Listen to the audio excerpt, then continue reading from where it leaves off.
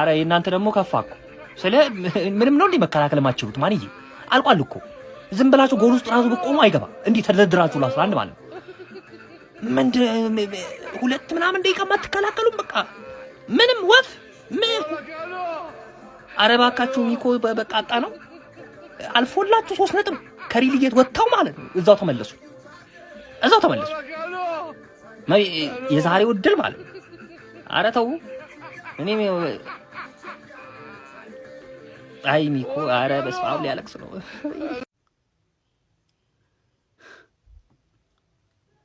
8 ደቂቃ መከላከል ያቅታችኋል 8 ደቂቃ 8 ደቂቃ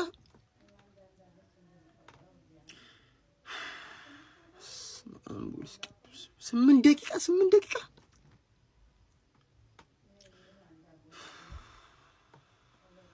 እናታችሁ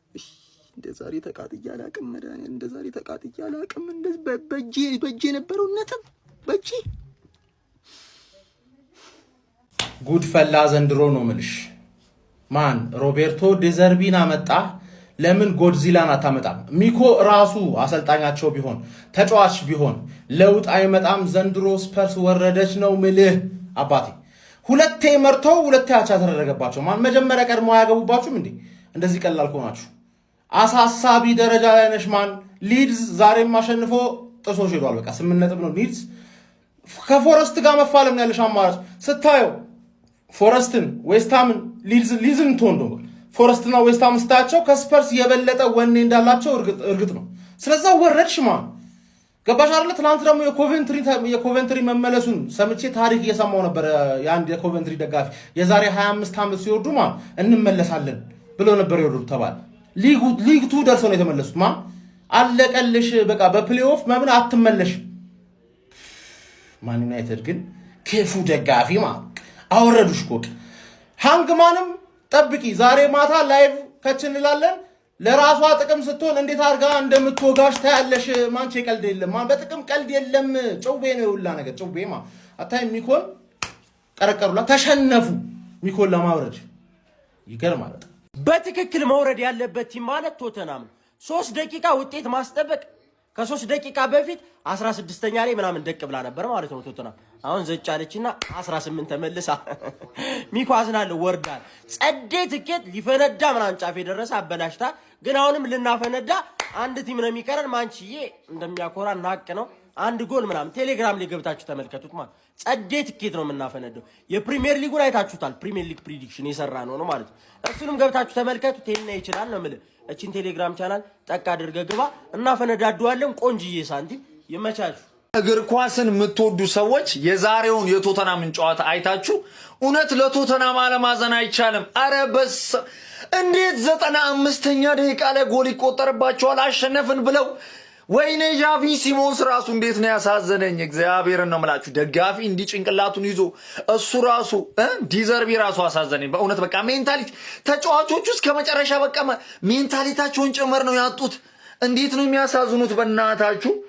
ሚኮስፈር ወንድሜ አይዞኝ በእናት አይዞኝ ወይኔ ቶተናም ወይኔ ባለቀ ደቂቃ 95ኛ ደቂቃ ላይ 2-1 እኮ ማሸነፍ የሚችለውን ጨዋታ እንዴት ነው የሚያስጠላው በእናታችሁ ለማንኛውም ያው እንግዲህ ቀሪ ጨዋታዎቹ አሁንም በተወሰነ ጭላንጭል ተስፋ አለው ቶተናም እንግዲህ ሻምፒዮንሺፕ ላለመውረድ ማለት ነው ቀጣይ ጨዋታዎቹን የሚያሸንፍ ከሆነ ያው እነ ማዲሰን መመለሳቸው ጥሩ ነው ብቻ ግን እውነት ለመናገር እስም ሰባሪ ያናዳል ያበሳጫል በእውነት አረ ሊድስም በየሳምንቱ ማሸነፍ ጀመርሽ አይ በቃ ሊድስ እንደሚወርድ አረጋግጧል 39 ገብቷል ነጥቡ ያ መናጢ ማንቸስተር ነው ባለፈው የልብ የሰጠው የልብ ማለት ነው የልብ ሰጠው በቃ ይሄው ፈርስት ሃፍ እየመራ ወጥቷል 2-0 ከረፍት በኋላ 2-3 ያገባል አለቀ ወልቭስ ባይዘው ቀጣይ እኔ ላይ ተገግማለሁ አንተ ቀጣይ ከኔ ጋር እኔ ላይ ተሰግጣለህ አንተው በዊስታም 4-0 አሁን እየተመራ እንደዚህ ተሸንፈ ቀጣይ እኔ ላይ ግን ተሰግጣለህ አንተ እኔ ላይ የማይሰግጥ የለም ዘንድሮ ስፐርስ ቤት ምንድነው እየተፈጠረ ያለው ግን ጋይስ እንዴ እኔ በቃ ስፐርስ 2-1 እየመራ ብራይተን በነበረበት ሰዓት ላይ በፕሪሚየር ሊግ የመቆየት ተስፋ አላቸው ብዬ ተደስቼ ሳላበቃ ደስታዬ ላይ ብራይተኖች ውሃን ይቸለሱበት በ33ኛ ሳምንት እንግሊዝ ፕሪሚየር ሊግ መርሃ ግብር ቶተንሃም ስፐር በድጋሚ ድል ሳይቀናው ቀርቷል በሜዳው ቶተንሃም ስፐር ስታዲየም ብራይተንን በመቅጠም 2-2 ነው መለየት የቻለው። ከአንዴም ሁለቴ መምራት አጋጣሚ ነበራቸው። ሁለቴም ግን ውጤቱን ማስጠበቅ ተስኗቸው ነጥብ ተጋርተው ለመውጣት ተገደዋል። በዚህ ጨዋታ ላይ በቶተንሃም ስፐር በኩል ፔድሮ ፖሮ 39ኛው ደቂቃ ላይ ጎል አስቆጥሮ ቶተንሃምን ቀዳሚ ማድረግ ችሎ ነበር። በብራይተን በኩል ከዛ በኋላ ሚቶም 48ኛው ደቂቃ ላይ በጣም ቆንጆ ክሮስ ወደ ጎልነት በመቀየር አንዳቻ ማድረግ ቻለ። በድጋሚ ግን ስፐርሶች በዣቪ ሲሞንስ አማካኝነት 77ኛው ደቂቃ ላይ